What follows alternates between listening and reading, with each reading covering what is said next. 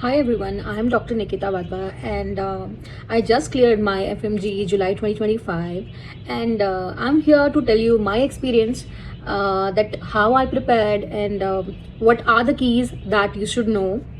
I'm not here to teach you anything or to guide you because there are a lot of teachers in every platform to guide you and they have lot of experience. But here I just want to tell you some tips which you can keep in your mind while preparing your FMGE December 2025.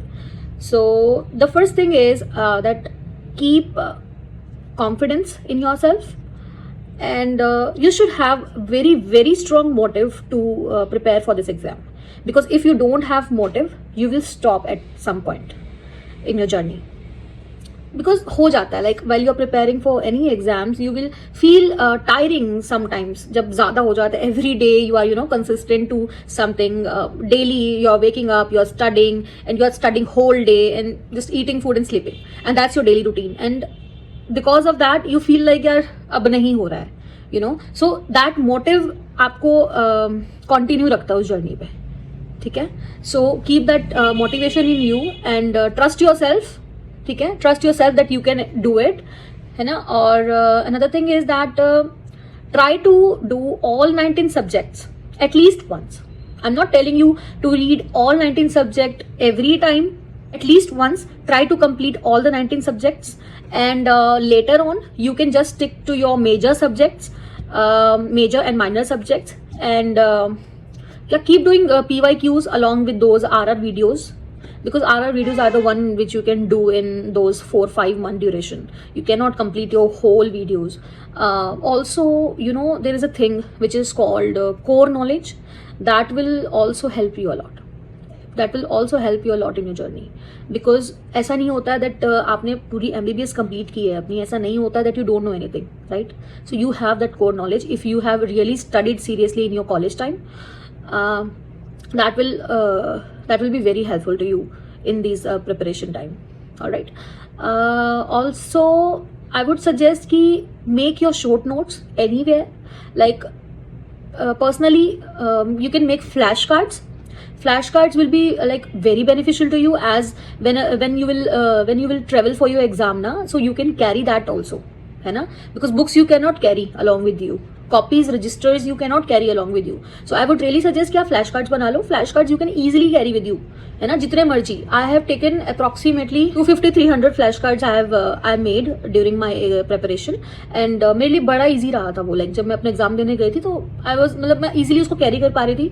I was able to read everything, can go through it, but वो अलग बात है कि मैं सब कुछ नहीं पढ़ पाई थी because of that anxiety also. And उस टाइम पे नहीं पढ़ा जाता है. व्हेन यू आर एंशियस उस टाइम पे आपको ऐसा लगता है कि कुछ ग्रास्प हो ही नहीं रहा है ना. सो यस, PYQ करते रहो. और GT के लिए मैं आपको यही कहूँगी कि GT ज़्यादा फोकस करने की जरूरत नहीं है. GT पे यू कैन गिव GT जब आपको लगे ना कि अब मैंने इतना प्रिपेयर कर लिया कि अगर मैं GT दूंगी तो I can get passing marks.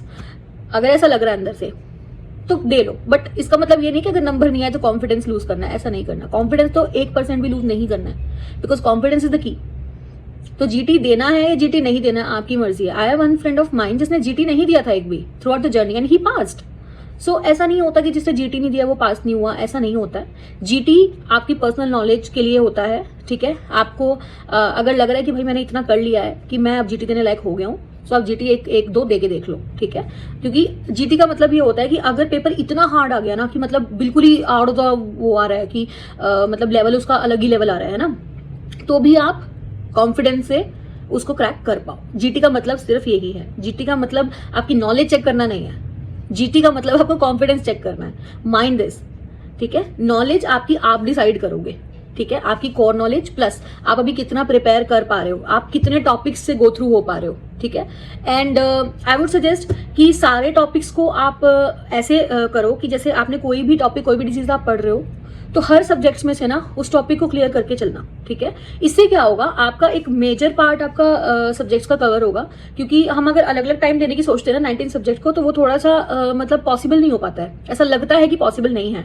तो बेटर यही रहता है कि आप 7 टॉपिक को हर सब्जेक्ट में से क्लियर करते चलो.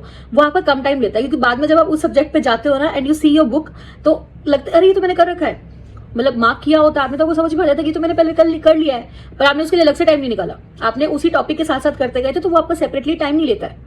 तो कहीं ना कहीं आप वहाँ पे अपना टाइम बचा लेते हो, ठीक है। और लास्ट का टाइम अपना PYQs आप करते रहो, ठीक है। क्यू बैंक सॉल्व करो जितना कर सकते हो। नोट्स अपने डेली रीड करना, सिर्फ नोट्स की बात कर रही हूँ, इससे ज़्यादा कहीं भटकने की जरूरत ही नहीं है। जो आपके हैंड रिटन नोट्स है ना, उसको अच्छे से पढ़ के जाना और क्वेश्चंस करते रहना। That's it. जहाँ लगता है क्वेश्चन में मेरा कॉन्सेप्ट वीक है, वहाँ वापस जाके उसी कॉन्सेप्ट को पढ़ लेना। That's it for your exam. So all the very best for your exam and you can surely make it.